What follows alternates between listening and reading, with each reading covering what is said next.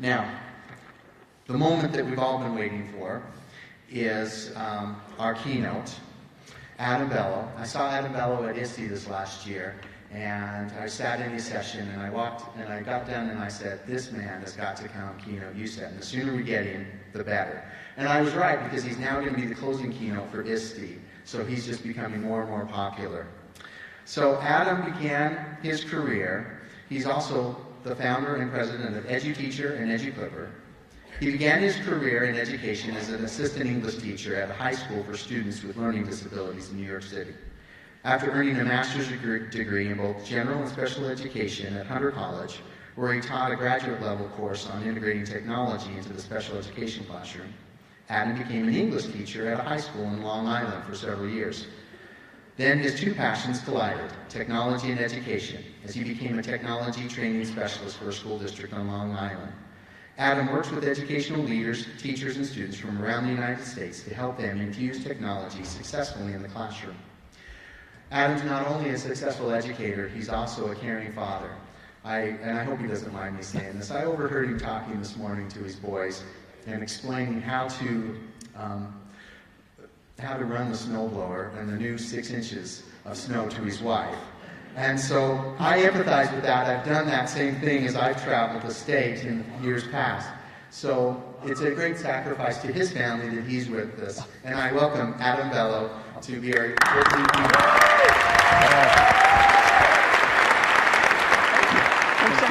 Thank you.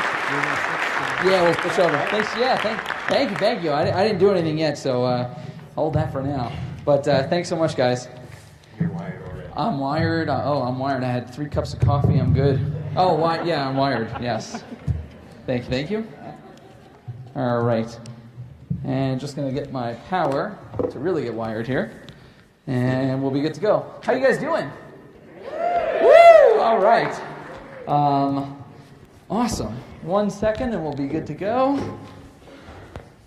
And it's a race to see how fast I can get set up, right? All right, let's see. And it looks like we're in business. Good. Okay, so it's nice to be here. Thanks so much. It really is a great pleasure to be in a place where I go out and look outside the hotel window and there's gorgeous mountains around. I know you're probably tired of this by now, but for me in New York where I just see buildings, this is really cool. So today I'm here to talk about a funny thing happened on the way to the future. And welcome. It is, as I said, great to be here. You should know a little bit about who stands before you. It was great to hear a bio. But all I really need you to know about me is, in 30 seconds, this was me as a kid. I always wanted to be Superman. Okay, so since the time I was about 6 months old, really wanted to be Superman. Didn't become Superman, but the idea was there. I still wanted to make something make a difference in the world and really change things for the better. So I became a teacher. And, whoa, that's weird. Are you guys hearing the fun looping noise? Let me try this. So I became a teacher, and teachers, you hear a lot of buzzwords today. My friend Jack DeHaan has this great buzzword bingo game that he likes to play at conferences where you could kind of check off all the buzzwords that you hear. So just to appease all of you, and so you get your APPR credit and all the stuff that you need to get, I've retitled the session Flip Classroom Innovative One-to-One Design Thinking 2.0, Bring Your Own Lifelong Blended Learning Aligned to the 21st Century Common Core Standards for Teaching and Learning to the Whole Good Digital Citizenship through Authentic Mobile Assessment. Yeah. Thank you. Yeah, so you have now fulfilled every buzzword you'll hear about for the next year. But in all seriousness, I've taken this presentation and I've broken it apart into 3 acts. It's the past, the present, and the future. It seems logical if you're talking about the future. Buckle up, there's about 350 slides to go. We talk about the intersection of the future, the present, and the past. And you really, I have to tell you, this is not a one-way conversation. So I know it's hard, like when you're in a room like this. It's not like I'm standing up here and I'm going to ask you guys to do so much interactivity, but I really am. So what I'd like you to do is realize this is not a one-way street. You can get online. I use a site called Soapbox, but even better than Soapbox, this is for those of you that are not on Twitter. You could use Soapbox. It's bit.ly/funnything2013, and the F and the T have to be capital. But for those of you that are on Twitter, keep calm, tweet on. Hashtag is UCET13. And I do respond to all the tweets after my presentation. So if you have questions, or if you want to say, yes, I believe in that, and whatever, we can talk about it later. Dr. Carl Sagan says you have to know the past to understand the present, and I think that's really very true. So let's start by looking back at the past. Things have really changed over time, right? So things have really changed. I just realized I have to plug in my audio just in time. All right. We're in good shape. So things have changed, but not necessarily for the better, right? And not really. So when we talk about changes, this is the classroom. You've probably all seen pictures like this in history textbooks or when you were going for your education degrees, right? It wasn't it. Just saying. We know what we know with education. You know, I mean, if you look at classrooms all the way back from the 60s, you know, 60s, you can go to the 60s, you can go all the way through the 70s, you can go to the 80s, you can go to the next. The only thing that really seems to be changing in our school system is the terribly poor fashion sense. But now we come to talk about fixing education. Have you guys heard this recently? We want to fix education. And to me that seems silly, as if there's some list we could do to fix education, right? There's nothing really that you can do to fix it, because fixing it implies it worked at one point to begin with, right? So what time do you want to go back to when things were working fine for you? Technology evolves, and really so should our educational system. Do you guys remember these titles? Yeah. So let's enjoy reminiscing real quickly. A little trip down memory lane, if you will. This is how I learned history, right? Okay. Just enough. This is how I learned math. And did you know they're making a movie about Oregon Trail? Their dreams were dying in Independence, Missouri. Folks around here are taking the trail to Oregon. I reckon we ought to do the same. The Oregon Trail? Go kill boredom. We might learn a thing or two. You won't learn anything. They packed up and left the only home they've ever known. Pa thinks he knows everything. I can't wait to start my new life in Oregon. What new life? You're gonna be a carpenter, just like him. Nobody wants to be the carpenter! Yeah. So, you know, that was educational technology, right? The sound brings it all back, doesn't it, guys? So we've come a very long way, right? But we still are carrying with us some baggage. Baggage, right? And we've carried that baggage with us to the present. And let's talk about the fact that we really, honestly live in a ridiculously amazing time.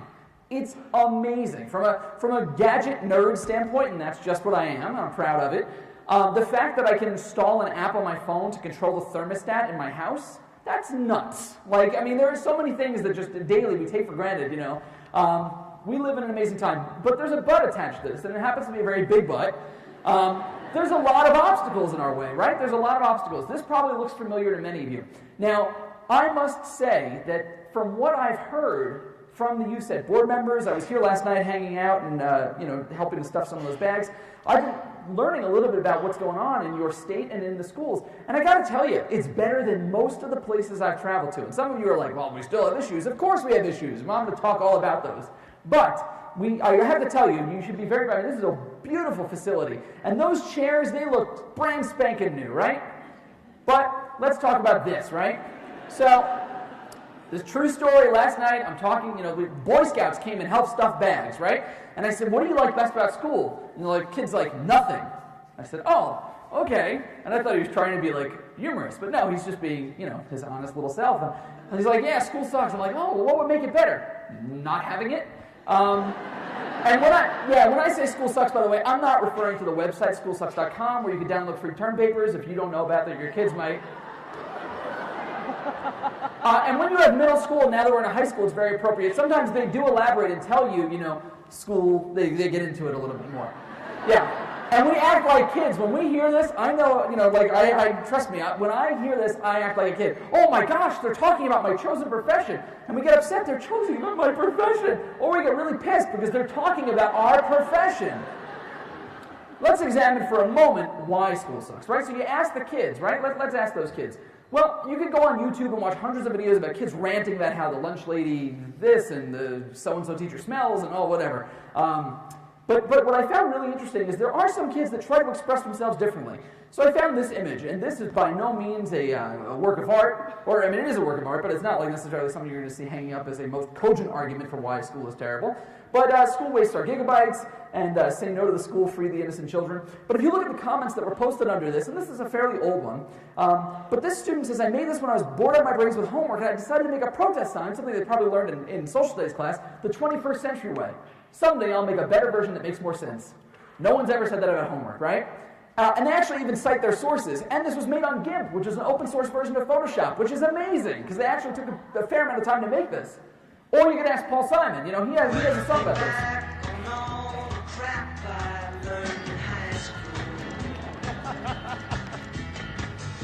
Yep. Yay. But, you know, kids today also sing about school. In fact, the biggest hit of last year on YouTube was a girl singing about how she couldn't wait for the weekend, right? You guys know this? It's Friday, Friday. And it is Friday. How appropriate. Every night, little more work till the weekend. Don't worry, teachers. Don't worry. There are some kids that really love Monday. It's Monday, Monday. I'm so glad it's Monday. 5 great days until. Yeah. Oh. So, yeah, but you gotta be honest, right? There are some pain points in school, right? There are some pain points. Well, you know, yeah.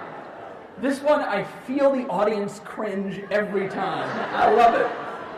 Yeah. So what do I think about this? You know, people are like, well, do you think school sucks? Or you were an educator. And I know, I really don't, but I think that school sometimes sucks the love out of learning, and I think that that's a shame, and it happens quite frequently. Let's look at the facts. The fact is that 76.3% of audiences, they expect slides with data on them from their keynotes, so this is for you. There are 8,000 students that drop out of school every single day.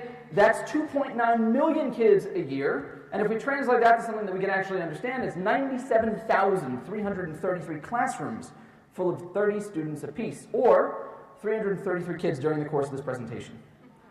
By the way, I don't do the whole pie graph thing. It reminds me too much of Trivial Pursuit pieces, so you're on your own with that. Okay, but one of the problems is the way that we see school, right? We see school, this is what most schools look like. As I said, your school is gorgeous, but, you know, I've been in a lot of schools that look like this. You know, school is supposed to prepare kids for what's next, right? So we hear this term a lot, college and career ready. Have you all heard college and career ready? So we just need to push the kids down the line, right? So this is college, and that's your career. Ready? Okay. Yeah. And thank you. So, thank you. You guys are like the best audience ever. I'm not kidding. So anyway, the problem I see is the McDonaldization of education, right? And this has really become rampant over the last 15, 20 years where, you know, everyday math, the New York everyday math is the math program where every single kid in the entire state is on the exact same page of the textbook, no matter what, which really doesn't make any sense. We used to teach kids, you know, people talk all the time, well, in the 20th century, we used to teach kids how to make stuff. Yeah, they actually had a skill, a tangible skill. Now, we stuff them full of things we're told to teach them and we push them down to the next teacher. It's like McDonald's famous slogan, right? Over 99 billion served. It's really not very, very good for education. We need to focus more on individual students. We need to give every student, I think, an IEP. In fact, I think every learner should have an individual education plan. I think it makes total sense. You set a goal, you work towards it, you assess what you have, what you haven't gotten, and you go on from there. And my son, who has an IEP, started school last year. This was him on the first day of school. He was so excited to go, and Hunter was like excited, and this is him coming home the first day. So it's good to have cute props. But anyway, the reality is, I said to him, well, that's why. And he said, it's not what I thought it was. Because his teacher had rules, and she told us when we met her, she said, I have 3 rules. She said, the first rule, students will be quiet. I'm like, he's 3. Okay. They'll keep their feet on the floor. And I'm thinking to myself, okay, he's 3. I don't know if his feet reach the floor. But we fill schools with this all the time, don't we? We fill schools with the don'ts. First day, what do? Don't do this, don't do this, don't do this, don't do that. Do not do. Well, that's nothing new. We've done that for a long time. We should probably tell them what we want them to do and set goals, what they want to achieve. But anyway, that's a whole other conversation. This is a punishment book from 1932, and there's 2 things I find really funny. All the way in the upper left, it says the year 190. No, this is not from the year 190. But they were so short-sighted that they were going to use this from 1900 to 1909. If you look at the date over there, it's February 1932. So, like many textbooks that are out of date 25 years later, they're just being used and recycled. And the best part about it is the nature of the offense, written up like a police report. It says, writing and passing impromptu notes in class, like texting. The problems haven't changed, the medium's changed. So, Here's some modern examples of rules, right? This is a do not list, a rules list from France. It says, do not eat chewing gum in class. Of course, rule number 1, don't eat chewing gum in class. Don't listen to music in class. I don't know about you, I taught high school English. The way I connected with my kids was through music. I'm not saying everyone has to do it, but it's a really great way to reach them. Don't speak French in English class? Maybe, okay. Do not touch the chairs. I don't know about you, I don't know how you physically sit in a chair without touching it. These kids are, yeah, so... And then Baltimore, they have, of course, rules. No chewing gum, right up at the top, right next to that other rule. No weapons. So, yeah. What you learn from this, of course, is that chewing gum is the enemy, rule number 1, right? And we have to start breaking some of these rules. And I think the rules about rules is to not give the kids rules in the way that we think about them as do not, but we give them things we want them to achieve and to attain. Kids are kids, rules are rules. Some things really have changed, and as I said, unfortunately not for the better. And this is, of course, everyone's favorite day, right? Or week or month. I mean, now I feel like the testing will be primarily most of the year. How many people enjoy test day? Yeah, oh, boom. Yeah, exactly. Trust me, the kids say the same thing, right? So we talk about standardizing the curriculum and Common Core. Okay. We've become a nation of testing zombies, right? And one of my favorite old cartoons, why isn't Pluto a planet anymore? That's a good question, but it won't be on the standardized test, so I'm afraid we won't have time to answer it. Next. The cult, and the bottom is great too, the cult of standardized testing where no child will be left behind.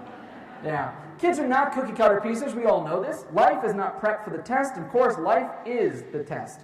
And speaking of tests and assessments, seat time. As Michael Horn famously said, seat time measures the wrong end of your child, right?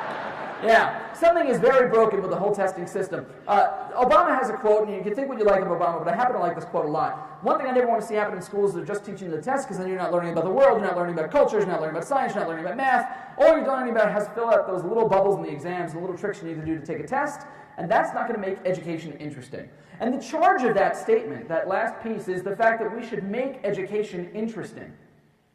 It seems to go against what policy and politics are pushing at us, but it is a nice idea, right? And technology has come to play a role in this idea of making things interesting. Khan Academy. How many people know Khan Academy, right? Yeah.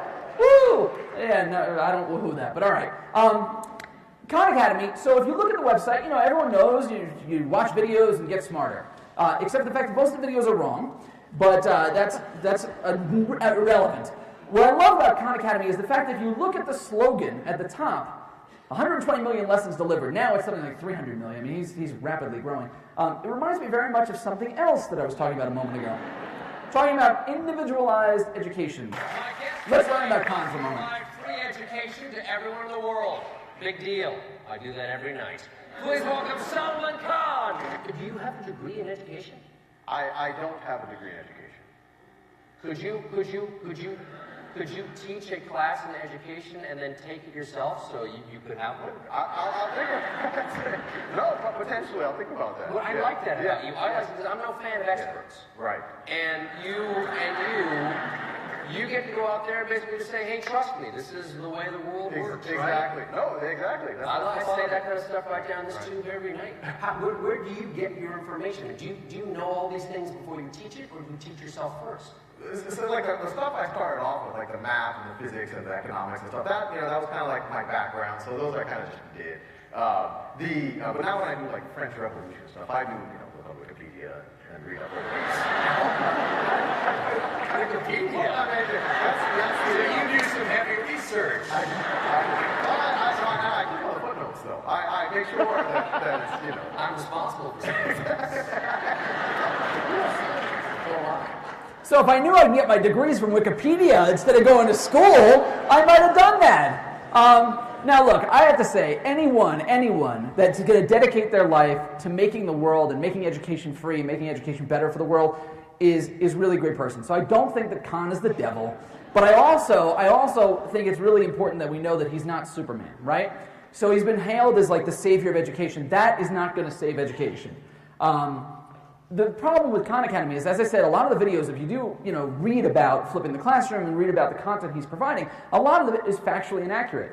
And the problem with that is that if you're relying on that to pass your kids and to teach the base of your curriculum, and then you'll do flipping the classroom inside the classroom, it's not really, sends a mixed message, so to speak. So if kids do fail the test, this is where technology comes to play its other role, credit recovery, which is the most stupid idea in the world, I think, to take all this money, build labs full. I mean, I've been in school districts where they took labs that were being used for ESL, and they said, well, we'll just stick them in a regular class because we need the room to build a lab for credit recovery. And I'm like, that doesn't make any sense because they're going to filter back next time around. But anyway, have you seen credit recovery? Have you guys seen credit recovery systems? Okay, so you're in a room like this, and these are kids that are doing credit recovery, and it is awful software. In fact, it's so bad, if you notice, the kid on the bottom is actually literally gouging his eyes out. It's bad. So I think that that's a backwards idea. The answer is to put more money and resources and time into making the curriculum and making the actual learning experiences better so they don't fail the test. And again, not really about the test anyway. I think it's a little backwards. Al Gore is saying, I gave you guys the internet and this is the best you could do? And of course, any teacher that can be replaced by a robot really should be. And they're doing that. It can be expensive. So to save some money, I found one that uses robots instead of real people, because robots work for free. Good morning, female child.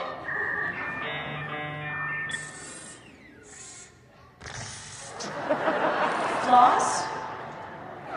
Maybe. There's an easier way to say it.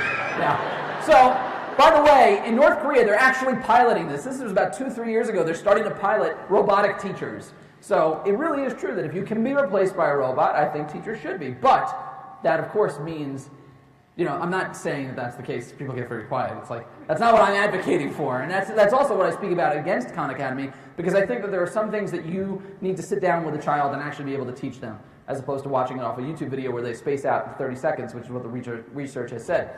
So it also brings up the question is, where are we telling these kids to get the answers? Perhaps it's the questions that are wrong. If we're telling kids to go to answer something that can be found in Google, Wikipedia, Wolfram Alpha, or the back of a textbook, perhaps it's the question that's wrong. In fact, we should not be giving the kids a quest to find something we already know the answer to. Right? The quest is really to come up with better questions and then go out to learn how to solve the questions yourself. Swobot, students will be able to. What I really want students to be able to do is to question, to think, and then to act. And I think it's a lot more logical than saying these are the 3 objectives we want for the test. We can't really assess what matters with a number 2 pencil, at least not entirely. And we have to start thinking outside the box. As I mentioned, I wanted to be Superman. So this is a still from Superman the movie. Academy Award-winning movie if you haven't seen it. But anyway, so there's a scene where Clark Kent can't save his father. His father dies on the farm, and he says, all those things I could do, all those powers, and I couldn't save them. And I think our technology is saying quite the same thing. All these things that we can do with this stuff, and we can't save them. We use smart technology pretty stupidly. Yeah. So how do we start using this amazing technology to create a more valid learning experience? And really, it's about shifting that equation. It's how do we start empowering our students and facilitate more valid learning? The first step is we realize it doesn't have to do so much with us, right? This is the old model, right, where teachers were filling the buckets, filling the vessels with knowledge. Well, not really the case anymore. There are really no teachers. We have to stop being teachers and really start learning how to be better facilitators. Facilitating educational experiences. The age-old question that you ask a kid when they come home from school is, what did you learn in school today, right? And what is the answer that every kid says? Nothing. And the real answer is nothing that matters to me. I say the GAC factor, right? It's the give a crap factor. If they care about it, they're going to do better. Now, does this stuff matter? Do we have to engage students on that level? You've got mail. Hold on 1 second, I'm sorry. Sorry for the bad news. How consciously ousted you as the mayor of UCET. One day. I didn't know you guys invited him. All right. Anyway. A sobering quote is 44% of kids that go to college don't graduate. 44%. It's almost as bad as divorce. It's really very disheartening. And I think part of that is because the educational system, it stresses very prescribed success. And we're not just talking about from the kids. Let's talk about teachers. What motivates you as an educator, right? What motivates educators? So I'm not telling you because everyone has their own answer. I'm just asking you. So you could go to the soapbox page or you could tweet it out, but to save time, I'm going to ask you to raise your hand, do it the old-fashioned way. What motivates you to be an educator? The money. Set up. Show me the money. What about summer vacation? No. Honestly though, like what is the one thing that's like, you know, you wake up on a Tuesday, those favorite days of the week, and you're like, I got to do this for another 4 days. What's the thing you want to go back to school for? Kids. The kids. All right, and if you elaborate on that, I'm sure it's like when they get it, the aha moment, helping them craft, you know, like you all have answers. I'm not going to force you to say it, but the reality is we all know that there's reasons that we do this, right? There's reasons we're an educator. The media says other things, and whoever shouted out the money, you may have been reading ahead a bit. But, you know, if you listen to the media and you talk about the fight about teachers and, well, you know, they get those long vacations. Yeah, to plan to be a better teacher for the following year. They get those long weekends. Who's coming tomorrow on a Saturday? Who's getting paid to come tomorrow on a Saturday, right? Okay. So let's think about what motivates our students, right? Do you guys know who this is? Coney, very good. If it was a room full of kids, they would have all shouted out Coney, because the reality is that kids knew who Joseph Coney was. I did not know who Coney was until I saw this video. Now, I am not here to talk about invisible children and their crazy antics. I'm not here to talk about the maybe misappropriation of funds that go along with this. For those of you who don't know the story, you should look it up. Very interesting. What I'm here to talk about is the fact that this video, which was a 30-minute documentary / movie, whatever you want to call it, was about trying to track down this murderer, Joseph Coney. The idea was to make him famous. It was watched by 96.5 million people, many of whom, if you look at the demographics, were under 18. That's a lot of time. They don't spend that much time on homework. They spend a lot of time on watching that one video. Because you can see when they trail off on the video, and it's at the very end. The video asks them to buy these action kits. So this was actually last April, and it says, buy these action kits at $30 a piece, and then go litter your schools and your train stations and every place that you can go with this Coney propaganda to bring attention to this guy and have him caught and have the U.S. step in. So they had this idea of cover the night. Has anyone seen stuff around? Like, I mean, I know where I live, there were tons of things on telephone poles and everywhere. Our train station still has these like upside down triangles, the ones you see there at the top of the screen, spray painted. And I don't think anyone knows what they are except for the young kids that put them there. So what I'm talking about motivating kids, that was because it was a call to action to do something. So when you put giant things in the room that kind of look like the toys that they have in their pockets, it's not really cool if they have the real thing. If they can really do motivating stuff and engaging real things, and you give them fake things, it's not going to work. What I'd like to say is that innovation is not equal to iteration. I was reading a great article about this new awesome app that's coming out, where you could take your iPhone and you could snap a picture of a Scantron and it'll tell you instantly the grade on that paper. That's not innovative. That's not innovative. And it's a sad use of really good technology. What I think innovation really is the intersection of fear and bravery. So it's that moment of, I don't know if this is going to work, but I'm going to try it. That's what innovation is, and that's at least where it can come from. Technology is not a flashy motivator, but it could be a really powerful tool. We have to tell the kids, we have to know that it's not a magic trick anymore. Like, I remember when the smartboard first became big. And I'm not talking about when it first arrived in the classroom 15 years ago and no one knew what it was. Technology Fairy would bring it in the room, and I just was like, what is this giant board? So we wrote on it with Sharpies and Expo markers. And that is a true story, and it was myself that did it, so I learned from mistakes. But I think it's important we know it's not a magic trick. They're not impressed by that anymore. Kids are really much smarter than we think. And fear can't be a motivator for these kids or their teachers, because you have nothing to fear. As you all know, nothing that you do with a lesson infused with technology ever goes wrong, right? Right? Oh, okay. I'm the only one then. The short green guy is wrong. Yoda has, the famous quote, "No, try not, do or do not, there is no try." Well, if you don't try, you'll never fail. And that's okay. It's okay to make mistakes if you learn from them. Failure is actually how we learn a lot of things. Hopefully you don't fail over and over again. But we also tell everyone, you can't fail. There's too much riding on it. There's the test. You can't do anything new. Everything has to be 100% a win. Can't, right? Cannot. We don't want to get punished. So the idea over here is that change is not easy, right? Change is something that really is not easy to do, but we have to do it. And really, more to the point, you guys have to do it. But there's always a choice, and our kids are exercising that choice as we saw at an alarming rate. We can complain as loudly as we want. I know you're saying to yourself, you're bringing up issues we've talked about for years. That's true. Complain as loudly as we want, but how do we act louder? How do we do something about the things we're complaining about? Two popular discussion topics that come up at every conference I've gone to for the last almost decade are social media and access. Social media is a little bit newer, but access has always been on the schedule. It now seems to be talking more about cell phones. So let's start with access. A quarter of students nationally in schools have access to a device. A quarter of students. Well, if only a quarter of these kids had desks. It's that important, right? Having access when they need it is important. 90% of middle school students, this is an NYU study in 2010, so this is now 2.5 years old, says that 90% of middle school students have a cell phone. It's not about access. In New York, they line up at this truck and they pay $1 a day to park their phone, because if they bring it into the school, it'll be confiscated and they get it back at the very end of the day. Here, they could sneak out at lunch, get it back, pay another $1, have it parked, and they can still do their Facebook status about how much they love school.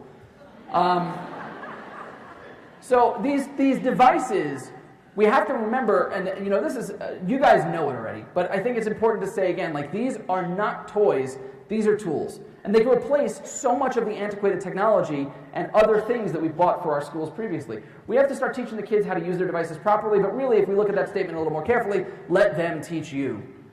I learn more from students using, the joke is, and we'll get to this in a moment. By the way, does this picture look familiar to anyone? This is taken on location. I have a large collection of signs like this from schools across the country. No cell phones in class, they will be confiscated. They can be used really well. There's a lot you can do with them. So let's talk about the 21st century, my other favorite buzzword that we hear about in education. The 21st century. We're going to prepare our kids for the 21st century. That's great. Well, if the 21st century was a pizza, we would have eaten the first slice already.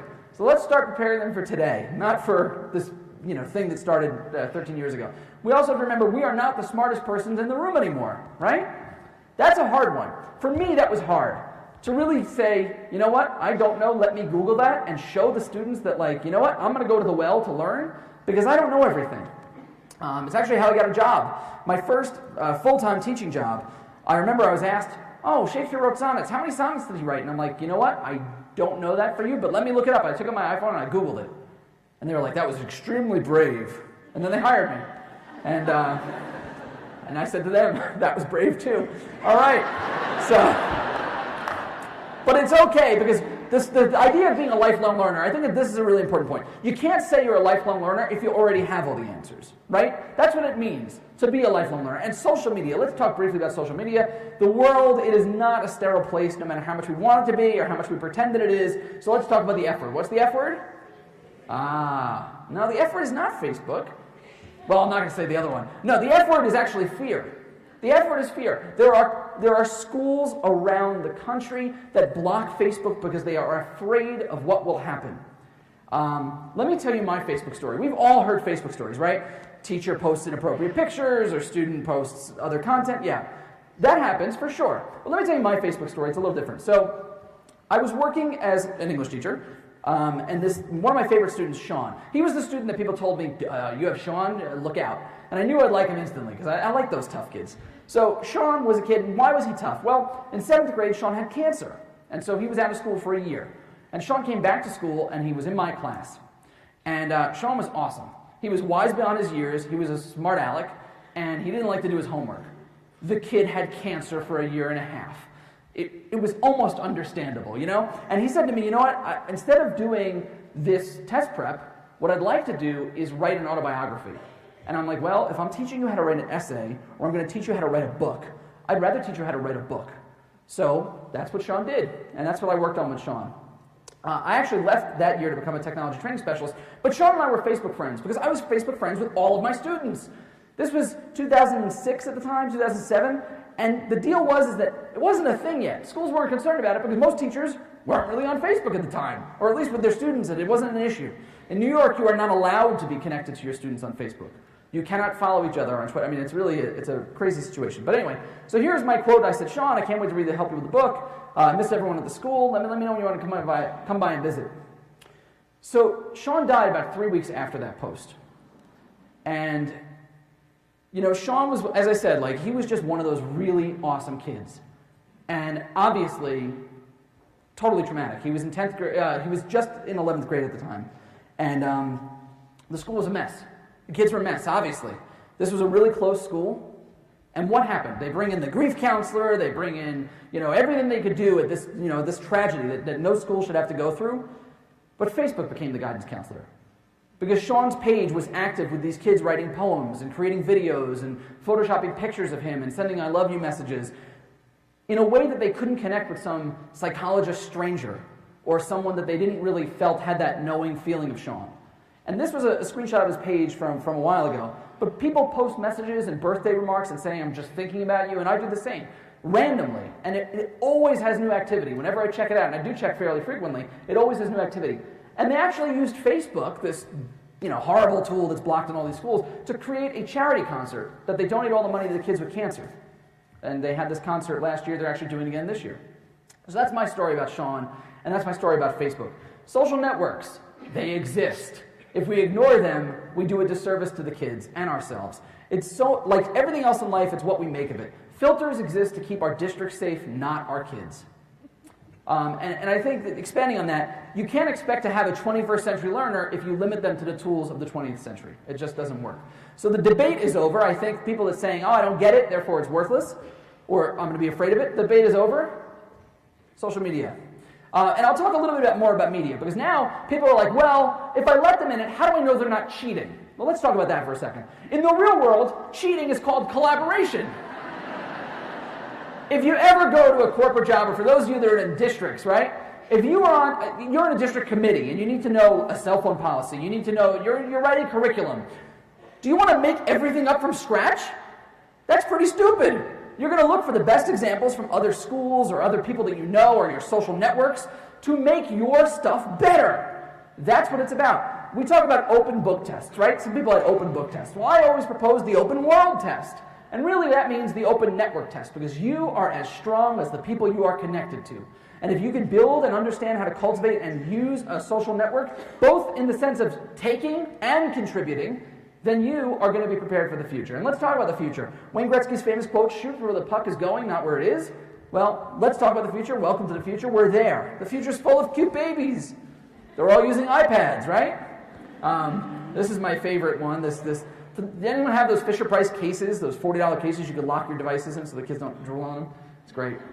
The interesting thing about the future is that the time is really now. We can't start saying we're going to try to predict the future. Let's just start to build it. During this presentation, you probably got 6 mentions, 3 friend requests, 26 emails, 2 Instagram photos, and lost 1 mayorship.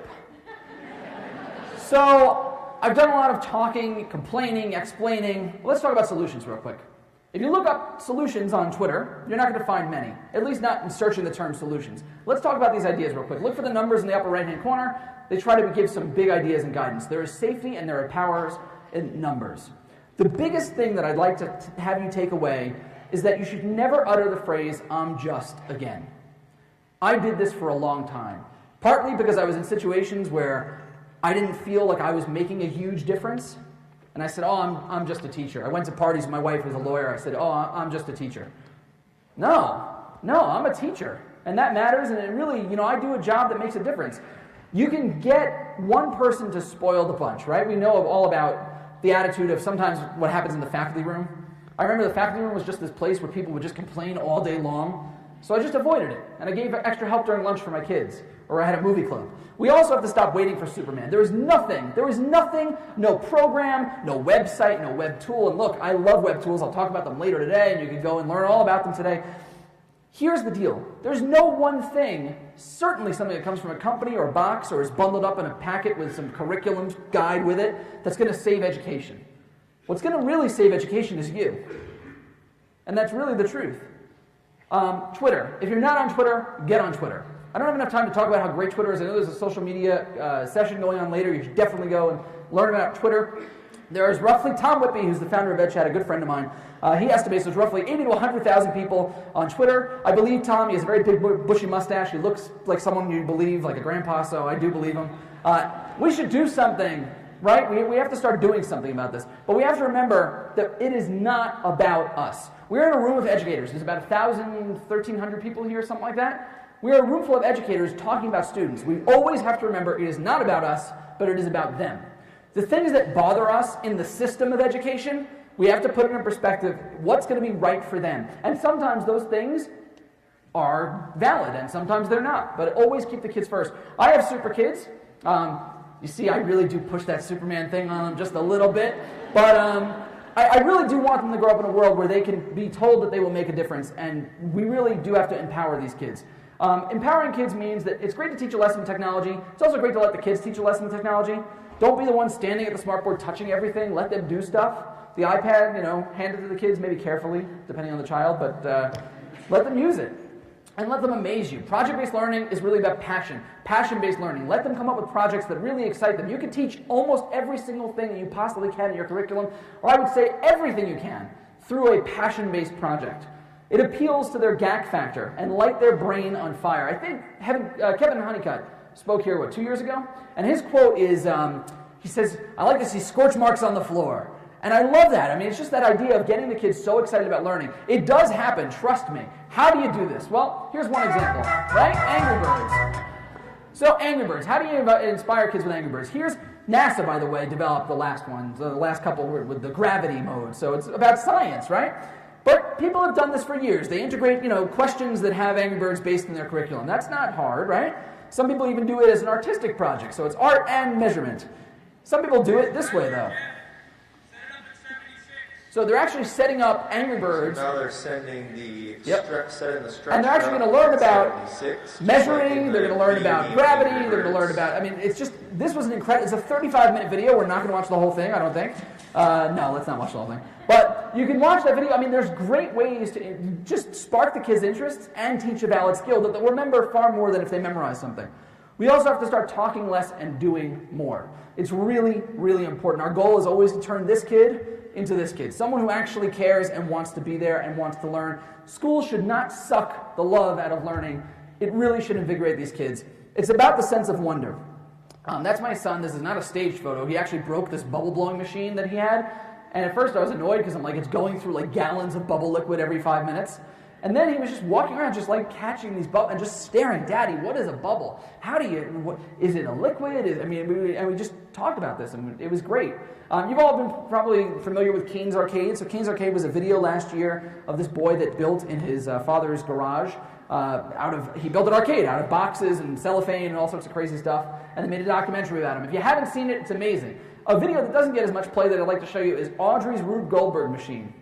I'm Audrey Clements, and I made a Rube Goldberg machine. A Rube Goldberg machine is a machine that creates a chain reaction, a really complicated one, to do a simple task. So, my Rube Goldberg is going to start with. So I'm going to skip a little bit. So he's explaining how it's going to go all the way around. Yeah, I know. Everyone laughs at the toaster. That's called lenient parents. The shiggy ball will fall off and release the pulley, letting this thing fall on the monster and trap it. And Rube Goldberg machines don't always work on the first try. So this is my chart: how much successes and how much failures. I think we'll have. This is my hypothesis, and this is the actual. My hypothesis on successes is 2. I think it will have 10 to 20 failures and 2 successes. And that's my hypothesis.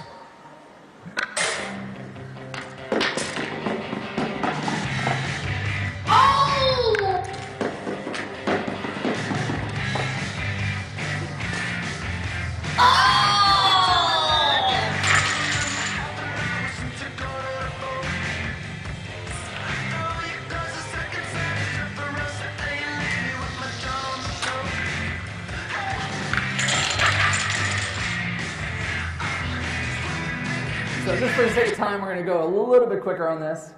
Don't worry, I'll show you the big reveal.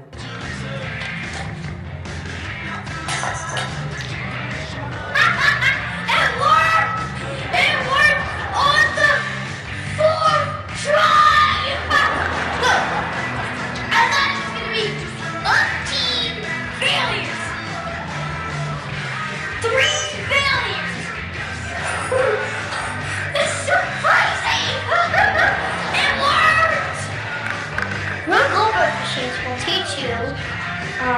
If you don't succeed, try again. So, yeah, I mean,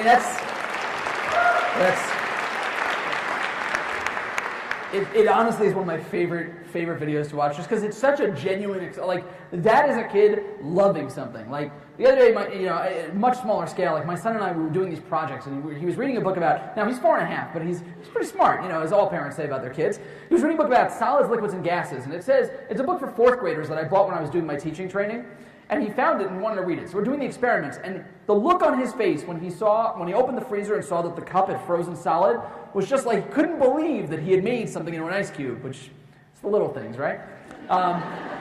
Anyway, as I said, much different scale. I'm not letting him hang anything from the ceiling. Anyway.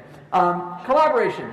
We want to talk about 21st century skills. I think the most important thing we really could inspire in our kids is the idea of collaboration. As I said, it's not about cheating, it's not about anything else, it's about learning how to work together, because I think it's really the most important skill you have throughout life. And the key ingredient in that is trust. And we have to learn how to trust those kids the same way they learn how to trust us. This is a bunch of kids that trust each other. We work in a bridge building competition, and they're happy. For those of you who teach high school, you could tell that slight curling of the mouth is an ecstatic high schooler, right? That's true. It's true. Hard to tell them sometimes. We've had tools for years that allow us to do this. For years. Google Docs. I mean, all these tools are old. And I specifically show old tools because they've been around a long time. We have to start incorporating them and using the power that they give us. If you haven't done Skype in a classroom or mystery Skype, you really should. Allow this learning to matter for these kids. Let them get engaged and let them do stuff that matters to them. Allow them to create something that's real. Eating versus cooking, right? It's the difference of eating versus cooking. Consumption versus creation. Anyone can download an app from the App Store. Why not upload one? An entire curriculum that was based around building an app about cyberbullying taught kids language, taught them math, taught them a whole bunch of stuff about doing research, about doing research of bullying, taught them programming, it was an amazing project, and this was something that let them do it. We have, as I said, the tools to let these kids produce. We have to start letting them do it. There was an article this morning, literally this was this morning, that said, Minecraft actually could be the ultimate education tool. The video that's attached to this, I don't have time to show it, but the video attached to this is amazing. It recaps a little bit, it even has an Oregon Trail joke in there. So it goes through the history of education, and it also really talks about how Minecraft can be used to teach all these different skills with some good examples on it as well. Minecraft, if you don't know, just came out with an education or has been building an education platform to go along with it. Flipping the classroom. If we talk about flipping the classroom, we have to look at what Plato said. A quote from an old dead guy. Do not train children to learning by force and harshness, but direct them to it as what amuses their minds, as you may be able to better discover with accuracy the peculiar bent of the genius of each. We have to start also dating the tools and marrying the abilities. We are a nation of iPad zombies. Talking about the iPod real quick. So this was the iPod in 2003, this is the iPod in 2013, and what will the iPod be in 2023? I don't want to take that bet with anyone yet, because if you told me that this would be around, now, I would not have believed it. We have to stop being narrow-minded with the technology we use. Everything we buy and use will become obsolete, and that's totally okay. The same is true for our web tools when they disappear. Tools go to the web tool graveyard. It was there last night when I was lesson planning, and it's gone this morning. It's terrible, but it happens. So when a tool dies, one is born to take its place. Just be flexible enough to go with that and welcome this new child into the web tool family. Also, be careful if you're using cloud tools. Make sure your cloud tools allow it to rain. What I mean by that is if you're trusting all your information to the cloud, make sure you can pull it back down when those tools close up. So it's happened quite frequently and quite often that, recently rather, that a lot of people have lost their data because tools disappear. Money is tight, right? So, yeah. And we flush away a lot of money on stuff. It's nice to know that you guys are really, from what I could tell, really well funded in the stuff department, which is good.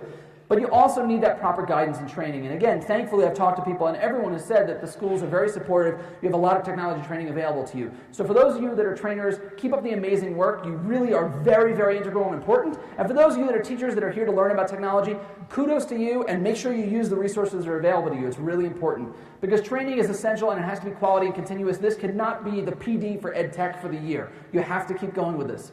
It needs to be a priority. We are at a crossroads, and the big idea, the big question I want you to know, and I think I'm wrapping up in just a moment, is that your students can change the world. And that seems like a very lofty, I don't know how I get my students to change the world. It's really simple. It's about you. You change the world every day from your students. Your actions, your inactions, they matter. It's really important to know that what you do is what helps them succeed and what will help them be successful in the future. I'm going to skip this stuff. I run a website, blah, blah, blah. That's the goal of the website. I will tell you I ran a charity campaign. The idea was simple. Click on this penny on my website, and I would donate a penny on your behalf to a charity. And then afterwards, I said to everyone that did this over a 2-month period, we ended on Thanksgiving, you can vote on where the money goes. And we did a vote, and we raised 83,000 clicks, which translates to a decent amount of money. And we had people match us from Dell and from Edutopia and from all these other places, and we donated a lot of money to charities. It's about making a difference, and I'm just a teacher. And the reality is there's nothing you can't do. You could come up here and make a skit. Right? I really wish I did. I mean, if I had only known, I would have done Wilson. Who knows? Hey. Anyway, the point is, you really can do a lot. Making a difference, sharing is caring. It's cheesy, but it's really true. The key is to start small. You just have to start. Just kidding. Yeah.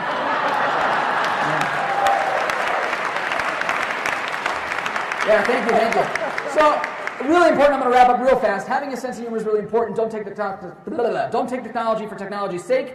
You can do it with technology, that's great, but this is an interactive whiteboard. It didn't cost $4,000. It's an interactive whiteboard right there. Learn one new thing, and this is important for the conference. When you learn that one new thing, you can probably learn lots of new things, but do one new thing at a time. That's really important to manage what you learn here today. You'll probably go and learn about 60 tools in one session, and 50 tools in another, and 48 and a half in the other. But make sure you do these things at a reasonable rate. We want you to try them all, but if you try them all at once, it's like baby food. You can't give a baby more than one food at the, again, I talk only from experience. When you're trying out new foods, you can't give them new food 6 times a day. Got to try it out and make sure it works. This is a lifelong learner. You want to know what that means? It means that. That's your diploma. So keep learning, keep going. I'm going to skip this slide real quick. And let's see if I go down right to the very end, because I want to get you out of here. I know there's lots of other great sessions here. So, very important over here. I want you to remember one thing. Actions speak louder than buzzwords. Practice what you preach. You're here at UCET. It's a great opportunity to get you to recharge your batteries. Nice to hear it nice and loud, right, Apple fanboys? Okay, but remember you. You are the one thing. You are the one variable in this entire equation that you can control. You're not going to change state tests by yourself, but you can change the way you react to them. It's about you, and your passion, your dedication for education could be absolutely infectious, not only to your peers, but to your students where it's most important. So I really am giving you a homework assignment, and that's really what I hate. It's a Friday, there's a weekend coming up, you're going to have fun activities later. But here's your homework assignment for the rest of your educational career. Be infectious. Thank you guys very, very much. Thank you. Thanks. Yeah, please. Thank you.